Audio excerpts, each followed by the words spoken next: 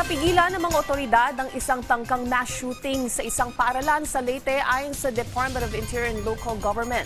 Ang nasa likod umano ng planong ito, isang 14 na taong gulang na babae na naglalaro rin ng gaming app na Gorebox. Si Ryan Lesigue sa detalye.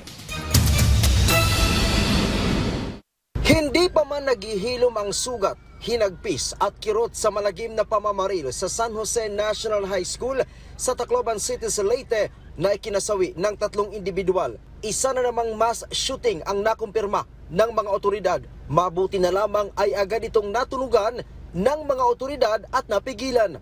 Ayon kay DILG Secretary John Vic Remulla, nakatanggap sila ng impormasyon mula kay Senator Bam Aquino sa posibleng pamamaril sa Tolosa National High School sa Leyte. Sumailalim ito sa verifikasyon at kanila ding nakumpirma.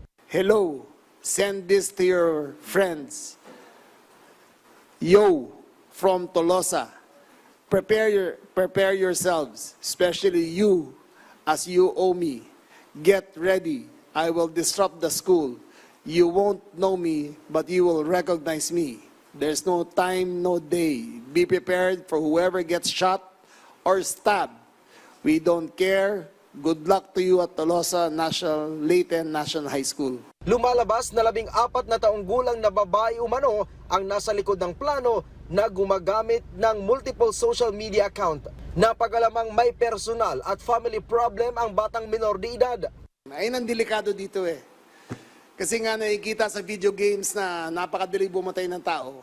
Tingin nila, ay ginawa dun, kaya ko rin to. Please, use 911. Kung may makita kayo na kahit konti lang signs na may troubled youth, kaibigan nyo, kamag-anak nyo, kapatid nyo, anak nyo, kung may makita kayo of any possible language sa mga post nila o pag-uusap sa chat group, i-report nyo kaagad sa 911. Bukod dito ay naglalaro din ito ng Gorebox. Lahat sila avid fans ng Gorebox. So yung game na yan, sa mga magulang, panoorin nyo mga magulang, mga anak nyo, kasi napakadelikado ng larong yan. Hinala ni Remulla, gusto gumawa ng copycat crime ng minor de edad matapos ang malagim na pamamaril sa San Jose National High School. Hindi mo kasi pwedeng sabihin na hindi siya seryoso eh. Any threat is considered live until it is neutralized. So, hindi mo pwede sabihin na pagbasa mo ng post, ay wala to. Hindi pwedeng ganon. Basta may makita kayo na kahit konti man na babala na mayroong mangyayaring karubal-dumal, magsabi kayo kaagad.